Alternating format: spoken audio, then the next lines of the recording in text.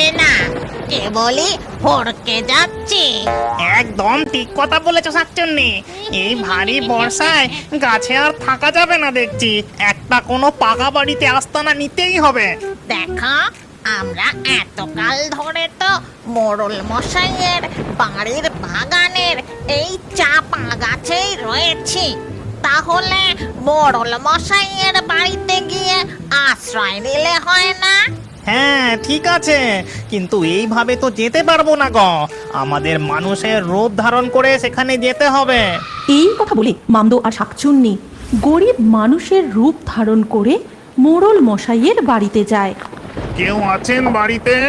কেউ আছেন? দরজাটা একটু খুলবেন? কে? কি হয়েছে? এখানে কি চাই?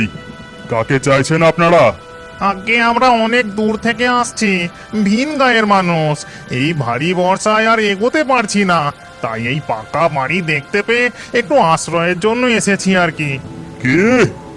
এখানে ওসব আশ্রয় টাশ্রয় কিছু হবে না। চেনা নেই জানা নেই, কোত্থেকে চলে এলো যত সব। এই কথা বলে মোড়ল মশাই মুখের উপর দরজা বন্ধ করে ঘরের ভেতরে ঢুকে গেলেন। দেখলে দেখলে একবার ব্যাপারটা, কেমন অহংকার! দুটো মানুষ বিপদে পড়েছে, তার এত বড় বাড়িতে একটুখানি জায়গা দিলে না বাপু? মনে পড়ে গেননি, এই জমিদার বাবুর একমাত্র ছেলে বল খেলতে খেলতে যখন পুকুরের জলে পড়ে গিয়েছিল। মনে নেই আবার? সে কি কাণ্ড! বাড়িতে কেউ ছিল না, গিন্নিমা দুপুর বেলা তার ঘরে ঘুমোচ্ছিলেন, আর ছোট ছেলেটা বল নিয়ে খেলতে খেলতে।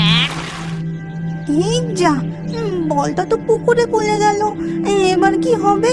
রোকো চাকরটাও গেছে বাবার সঙ্গে, মাও ঘুমোচ্ছে। এই ভেবে ছোট্ট ছেলেটি নিজেই পুকুরের জলে নেমে বল কুড়োতে গিয়ে বাঁচাও!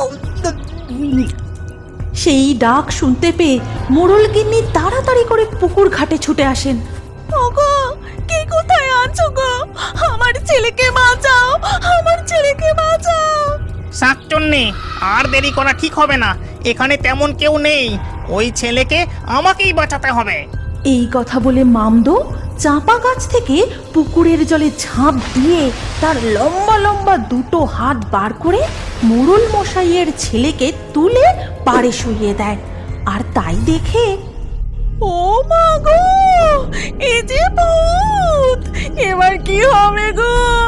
এবার যে ভূতে খেলো গো! মোড়ল গিন্নি ভূতের ভয় সেখানেই অজ্ঞান হয়ে পড়ে যায়। তখন কে বাঁচিয়েছিল? এই আমি। তখন কি আমি বিচার করেছিলাম যে আমার ছেলে নাকি মোড়ল মশাইয়ের ছেলে? মামদো আর শাকচুন্নি যখন এই কথা বলতে ব্যস্ত, তখন পিছন থেকে, বলছি, যদি কিছু না মনে করেন তাহলে একটা কথা বলি। আমি গরিব চাকর মানুষ, আমার অবস্থা তেমন নয়। তবে আপনারা পথিক, এই ভারী বর্ষায় কোথায় যাবেন?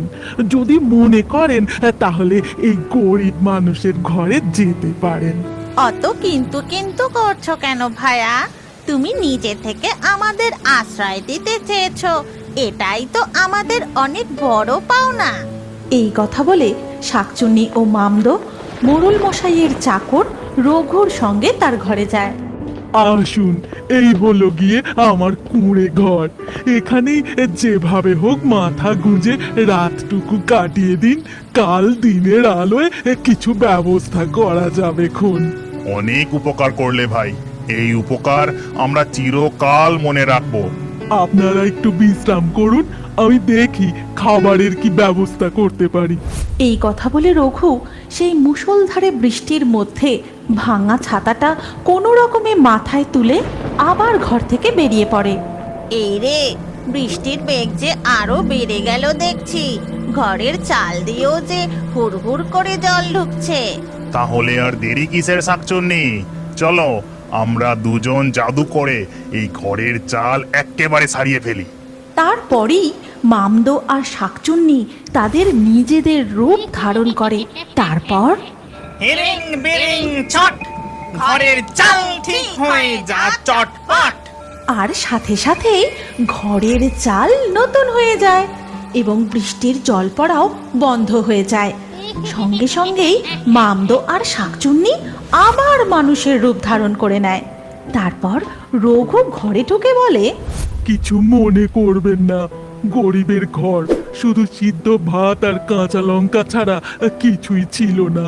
দুটি মাছ ভাত যে খাওয়াবো তার সামর্থ্য কোথায়? তুমি অমন করে বলো না ভাই, এমন ঝড় বাদলের দিনে এই আমাদের কাছে অমৃত। এসো, তুমিও আমাদের সাথে বসে খাও। এরপর সেই ভাত ও কাঁচা লঙ্কা রঘু, মামদো ও শাকচুন্নি তিনজনে মিলে খুব তৃপ্তির সাথে খেতে থাকে। ভাই রঘু, আর একটু লবণ পাওয়া যাবে? হ্যাঁ হ্যাঁ, নিশ্চয়ই, আমি এখনই নিয়ে আসছি।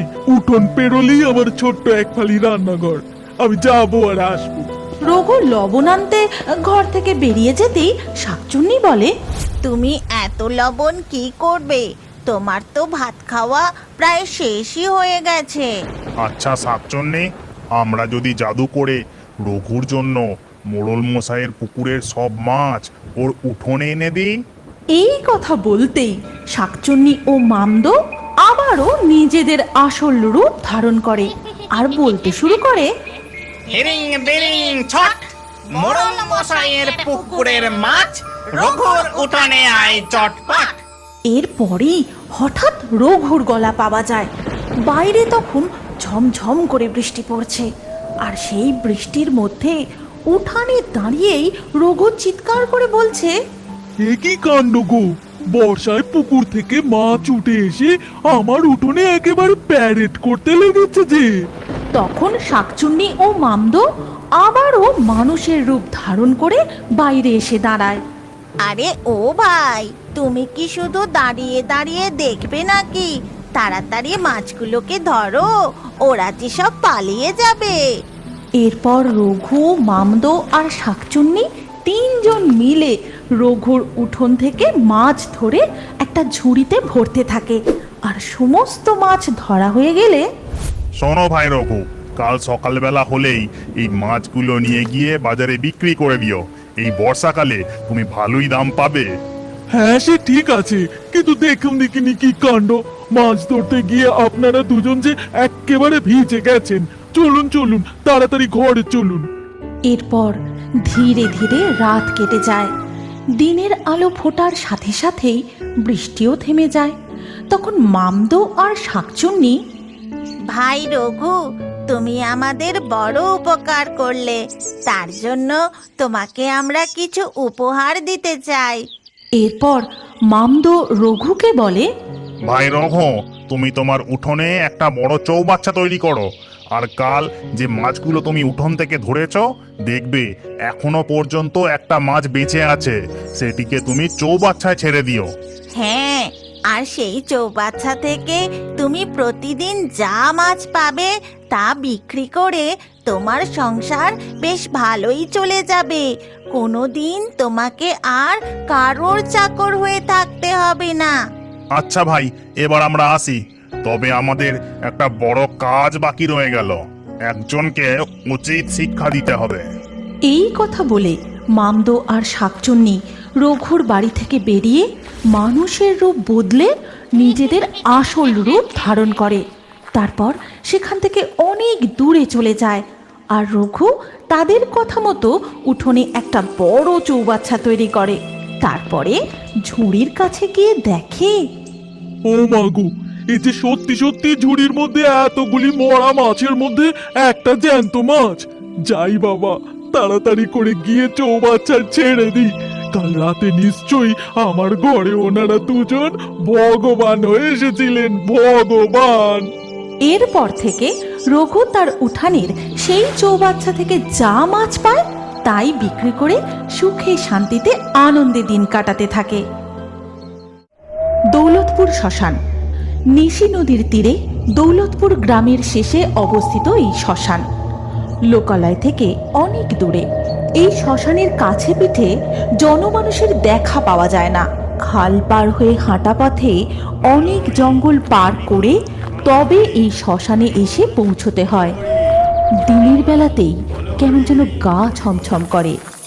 শ্মশানের পাশে